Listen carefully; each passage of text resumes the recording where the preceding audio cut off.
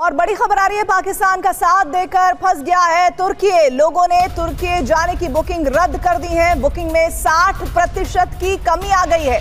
तुर्की को 32,000 करोड़ का घाटा होगा इस बुकिंग के रद्द होने। इंडियंस बॉयकॉट कर रहे हैं टर्की एंड अजरबैजान का।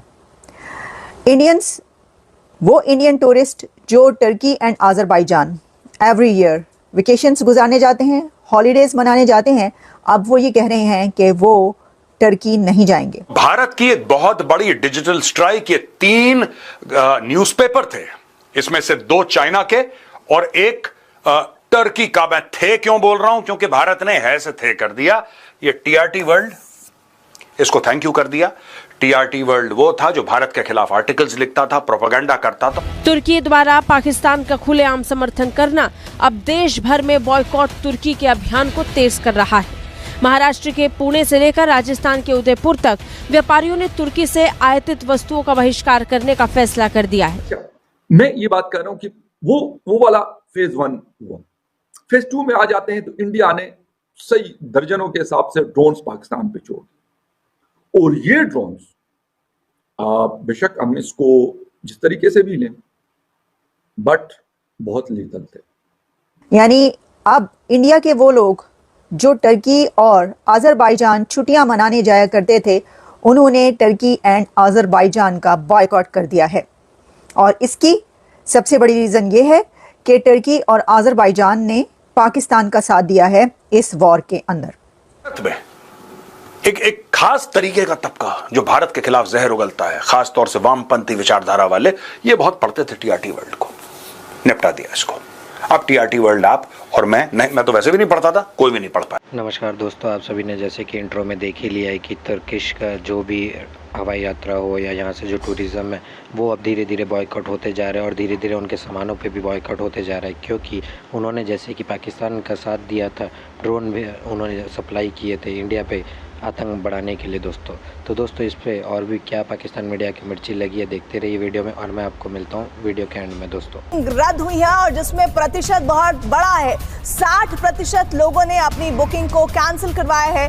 और जानकारी इस वक्त ये मिल रही है कि तुर्कियों को 32,000 करोड़ रुपए का घाटा इस बुकिंग को रद्द कराने के बाद हुआ है। तो इंडियंस बॉयकॉट कर रहे हैं टर्की एंड अजरबैजान का। इंडियंस, वो इंडियन टूरिस्ट जो Turkey and Azerbaijan every year vacations गुजारने जाते हैं, हॉलीडेज मनाने जाते हैं, अब वो ये कह रहे हैं कि वो टर्की नहीं जाएंगे। अब वो कह रहे हैं कि वो अजरबैजान नहीं जाएंगे।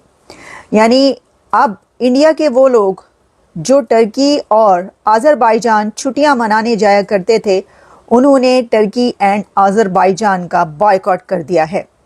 और इसकी सबसे बड़ी रीज़न ये है कि टर्की और अजरबैजान ने पाकिस्तान का साथ दिया है इस वॉर के अंदर।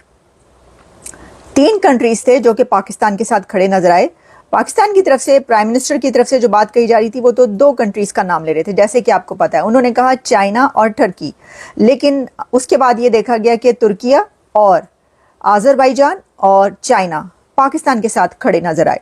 अब इंडियंस का एक स्टैंस ये है कि जब तुर्की में ज़ल्ज़ला आया तो टर्की के अर्थक्वेक में इंडियंस ने बहुत ज़्यादा एड भेजी टर्की में। यानी इंडियंस ने टर्की की बहुत मदद की थी जब अर्थक्वेक आया था, और सब ने बात की थी। वैसे तो देखें, भारत की तरफ से एड पूरी दुनिया में बहुत ज़्यादा जाती है, और उसको तो कहा जाता है ना कि इंडिया दुनिया की फार्मेसी है।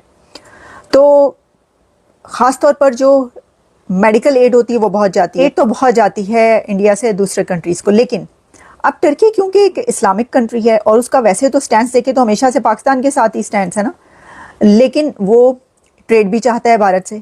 लेकिन इस वॉर में वो खुल के सामने आ गया। तैयब उर्दवान का चेहरा भारतीयों को वो नज़र आ गया। वो कह रहे हैं कि ये तो हमारे खिलाफ है, इन्होंने तो इंडिया के दुश्मन पाकिस्तान का साथ दिया।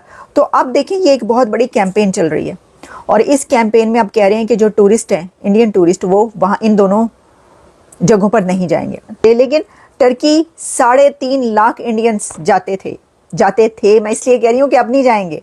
2024 में, यानी पिछले साल, 3.5 लाख भारतीय टर्की में छुट्टियां मनाने के लिए गए। अब देखें जब वहाँ पर जाते हैं आप तो वहाँ पे पैसा भी खर्च करते हैं, आप खूब पैसा स्पेंड करते हैं, आप वहाँ पे शॉपिंग करते हैं, खाते पीते हैं, होटल्स में रहते हैं। तो टूरिज़्म तो एक बड़ी इकोनॉमी है, इकोनॉमी में बहुत ज़्यादा एड ऑन करता है टूरिज़्म कई कंट्रीज़ की इकोनॉमी में, और उसमें टर्की भी है एक ऐसा ही कंट्री।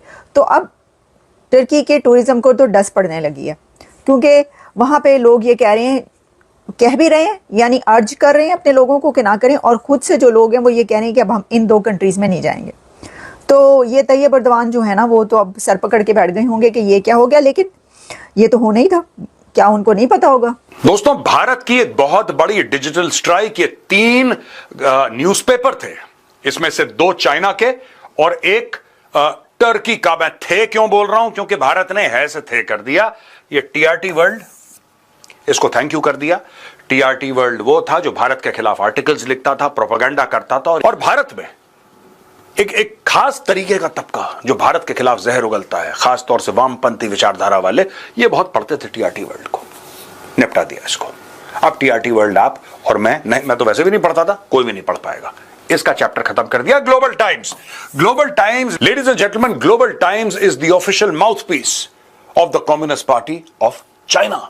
चाइना की सरकार, चाइना की कम्युनिस्ट पार्टी, वो जो बोलती है ये वही छापता है। अगर इसको पीछे हटना होता है तो ये कहता है कि हम तो मीडिया हाउस हैं, हम तो अपनी राय दे रहे हैं, इसमें चाइना का कोई मतलब नहीं है, चाइना की सरकार का कोई मतलब नहीं है, मीडिया आजाद है। और जैसे इसको मैसेज पास करना होता है, फिर आप देखिए किस प्रकार का ये प्रोपेगेंडा ग्लोबल टाइम्स करता है। इसको भी कर दिया ब्लॉक। और तीसरा था जिन्हुआ न्यूज एजेंसी, ये भी इसी का छोटा भाई है। वेरी गुड मोदी जी, बहुत बढ़िया। ये थी ऑपरेशन सिंदूर की डिजिटल स्ट्राइक। मैं आपको यह भी बताना चाहता हूं कि यह करा क्यों, इसका कारण क्या है। दोस्तों, इसका सबसे बड़ा कारण यह है कि ऑपरेशन सिंदूर के बारे में ये लोग गलत गलत खबरें फैला रहे थे, झूठ।